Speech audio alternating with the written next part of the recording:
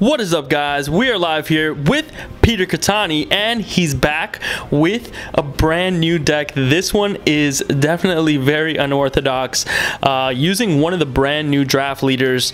Which one did you pick? I'm playing Caulifla. Hopefully I'm saying this right. But yeah, her ability is just really interesting. If you have a ton of battle cards, her ability lets you pick up a card from your life area, add it to your hand, and she plus all your battle cards that are not black get 5,000 attack. Awesome. Her flip side is the exact same thing, and she gets to draw 2 cards when she awakens. That's huge. Not those people on tap 2. I don't really care for them. But yeah, that's her ability.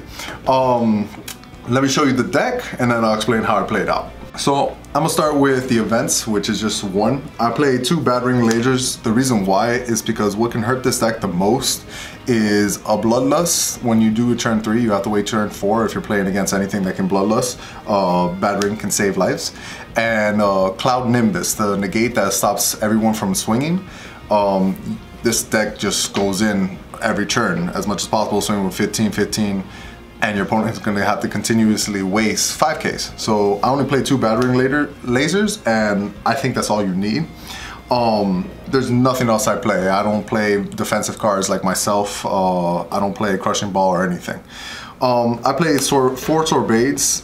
Reason why, he's a blocker, and everything but 2 cards, Bulma and your super combo, are Frieza Army, so his ability can come into play, but the main reason why I play 4 is when I play Avenging Frieza, I want to make sure I hit one thing. I don't care what it is, if it's a Ginyu Force, if it's Sorbet, it doesn't matter as long as I grab something so I can at least charge, have free things, because what I want to do with this deck is by turn 3, I want to have as much Ginyus as possible in my hand, Ginyu Forces. So as long as he hits Sorbet, one of these guys, anything, or even Goldo, because he doesn't really count in this deck, that's the reason I play 4 Sorbets, and Avenger Frieza I just hate when I miss when I play it. Okay, so now I play 4 Goldo. He's irrelevant in this deck in the sense where like his ability does not work. Totally forgot that, it slipped my mind, that you need a Frieza Army leader when you play him, but he's still a blocker. He's still something that you can grab with Avenging Frieza, and a free 5K that comes out through Jace. So it's not the worst card to have. So that's the reason I play 4. 4 Bulmas because it's the 1-drop Boo in this deck. It's yellow so you can charge it. It's perfect for turn 1 and even 2. After that, you don't really play it. But still solid 4. 4 super combos. It could be the machine one too, Giru. Or this, doesn't matter. It's a shame our leader is red, but with that kind of ability, we don't care. We're gonna play as much as we can. So of course you're always gonna have super combos. I play 5 of these vanilla 15Ks. Reason why, also, I want to hit with Avenging Frieza. Just as look at the top 3. If I find anything that can charge, perfect. Also in turn 2, if I got nothing else going for me, I can play it. And it's a 15K, so early stages of the game, they won't swing at it. And with her ability, it's 20 swinging, so they're automatically going to take the hit. They're never negative, but most of the time their purpose is just for the mana. Now the all-star of the deck, the reason this deck is fantastic, and at one point it was cheap, now I don't know, something went bad in the market, this guy's expensive, but yeah, this guy, he's a promo from Tournament Pack 2, Ginyu the Reliable Captain. His ability is when you play him, you can play all your Ginyu forces that do not have Ginyu in the name. So basically Captain Ginyu himself, or the 4-drop dash promo. But when you play him, if your hand is stacked with Ginyu forces, you bring him out for 3 mana and play everything else. And everyone else is normally 10K, but with Caulifla's ability, you pump everyone by 5K, they're 15 swinging. This is huge. And when you do this turn 3, let's say you went first, your opponent has only 2 energy, you have a whole board, they don't have any kind of removal to get rid of the whole board like that. And next turn you just do it again. This guy is huge. He also has an ability that makes all your Ginyus have evolve for 5. So we do play the 6-drop that now can become a 5-drop. But by turn 4, the game's kind of over. If you get to turn 5, awesome. Jace, amazing. Blocker, great. His ability is when you play him from the hand, so Ginyu plays from that hand, so his ability triggers. You look at the top 3 cards of your deck. If it's a Ginyu Force there, you get to play it automatically. Not Captain Ginyu though. Can't be Ginyu. Has to be everyone else. So awesome. If you have 2 on the board, automatic trigger, and hopefully you keep hitting more. This deck is just supposed to swarm by turn 3. That's the main plan of this deck. Nothing too fancy, not too gimmicky, but effective.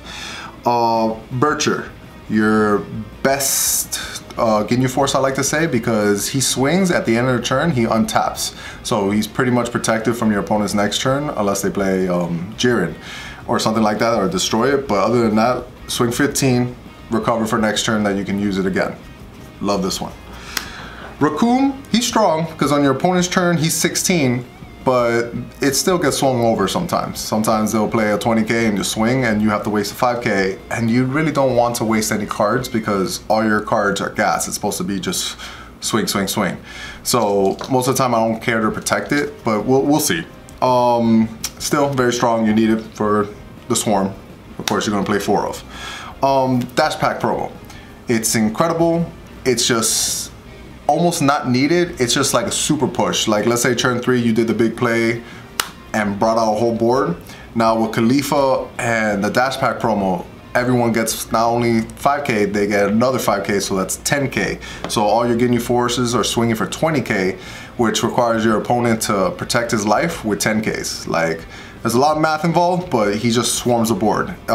When you play him, which I don't think you ever need to, because you rather just play a small drop and use him as combo and still have mana open.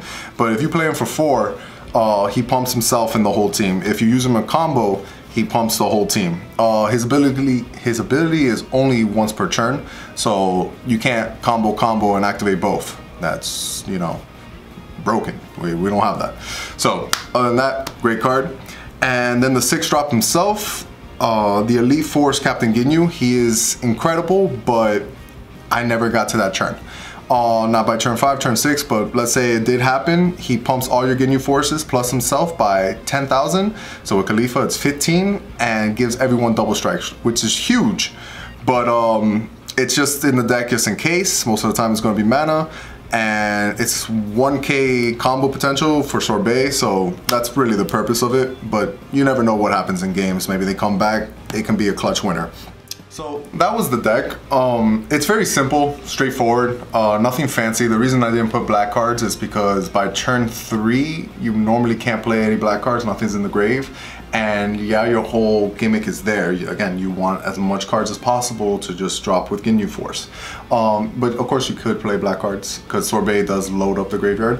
You can try different colors too. I literally made it pure and simple where Avenging Frieza can hit something and you have stuff to charge, so turn 3, again, you can do your whole combo. That's literally the deck, just turn 3, him.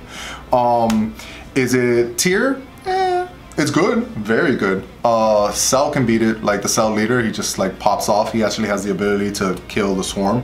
Also, if he went first, his turn 3 eats your hand, and your turn 3, you don't have much to play. So, balance.